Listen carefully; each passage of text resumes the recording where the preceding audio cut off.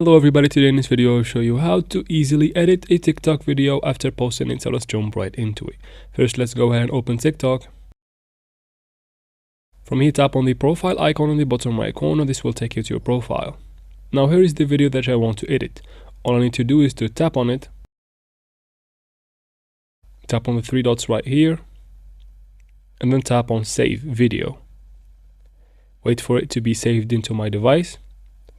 And then from here, tap on the plus, go to your gallery, and then choose the video that you have just saved, and then go ahead and post it. But once you reach this step, go ahead and do the edits that you didn't do in the first video.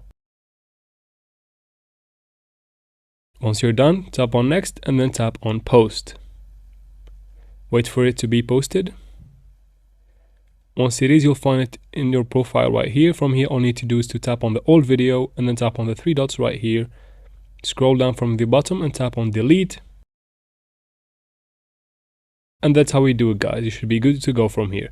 If this video was helpful, please like and comment down below. Don't forget to subscribe for future videos like this one, and thanks for watching.